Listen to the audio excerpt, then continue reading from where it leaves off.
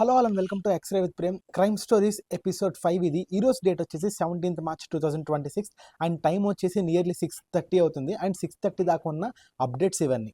మీరు మీ కార్ని లాంగ్ డ్రైవ్స్కి ఇస్తున్నారా? అయితే జాగ్రత్త. ఒక గ్యాంగ్ ఒక కార్ని లాంగ్ డ్రైవ్ తీసుకెళ్లి రాజస్థాన్ తీసుకెళ్లి అమ్మేసి వచ్చింది.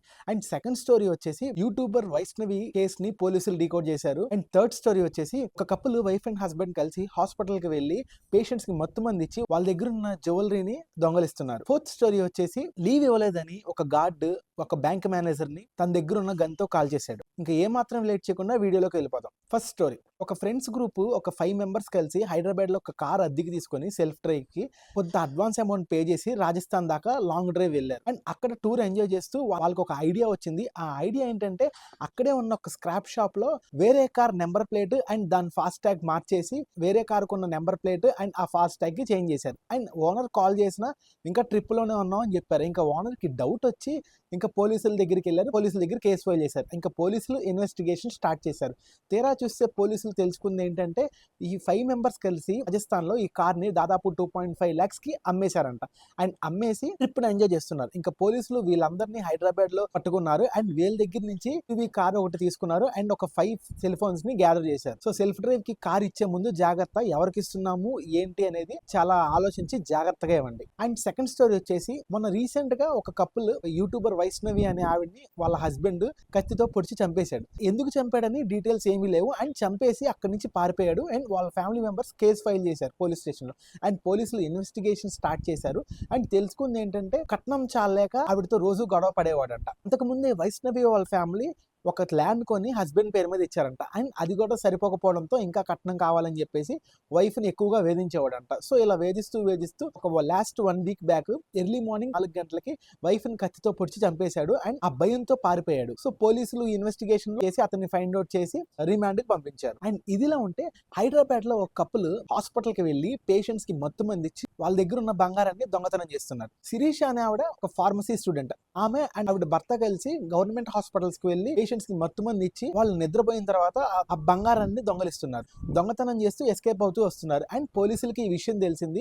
సేమ్ ఇదే ప్లాన్ ని చందానగర్ లో ఒక హాస్పిటల్లో చేశారు. అండ్ పోలీసులు ముందే ప్రీ ప్లాన్డ్ గా ప్లాన్ చేసి సేమ్ ఇదే వేలో దొంగతనం చేస్తుంటే వాళ్ళని ప్లాన్డ్ గా పట్టుకున్నారు. దాదాపు వాళ్ళ దగ్గర నుంచి 8 తులాల బంగారం అండ్ కొంత క్యాష్ పోలీసులు హ్యాండ్ ఓవర్ చేసుకున్నారు. లగ్జరీ లైఫ్ ని ఎంజాయ్ చేయడానికి ఇలా చేస్తున్నాం అని చెప్పేసి వాళ్ళు చెప్తూ వచ్చారంట. ఫోర్త్ స్టోరీ వచ్చేసి విజయ్ కుమార్ అనే అతనికి కోవిడ్ టైంలో ఒక కాల్ వచ్చింది. మొబైల్ తక్కువగా అమ్ముతామని చెప్పేసి. అండ్ ఆయన కూడా కొంత అమౌంట్ పే చేసి ఆర్డర్ రిసీవ్ చేసుకున్నాడు.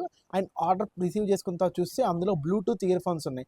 సేమ్ అదే వేలో దాదాపు 3,900 మందిని మోసం చేశాడు. బెంగళూరులో మంజుల అనే ఒక ఆవిడ దగ్గర 10,000 ఇచ్చి 1,00,000 మొబైల్ నెంబర్స్ గ్యాదర్ చేశాడు. ఈ మొబైల్ నెంబర్స్ అన్ని హైదరాబాద్ పరిసర ప్రాంతాల్లో వీళ్ళందరికీ కాల్ చేసి మొబైల్ ఆన్లైన్ లో కంటే అండ్ బయట మార్కెట్ కంటే తక్కువకి ఇస్తానని చెప్పేవాడు. వాళ్ళు కూడా ఆర్డర్ ప్లేస్ చేసేవాళ్ళు. అండ్ ఆర్డర్ రిసీవ్ అయిన తర్వాత పేమెంట్ చేసేవాళ్ళు. అండ్ పేమెంట్ చేసిన తర్వాత యాక్చువల్లీ రూల్ ప్రకారం ఏంటి, పేమెంట్ చేసిన తర్వాతే పార్సిల్ ఓపెన్ చేయాలి. సో సేమ్ వే పేమెంట్ చేసిన తర్వాత అతను డెలివరీ బాయ్ వెళ్ళిపోతాడు. అతనికి ఈ ఆర్డర్కి ఎటువంటి సంబంధం ఉండదు. సేమ్ వే ఆర్డర్ రిసీవ్ చేసుకుంటారు.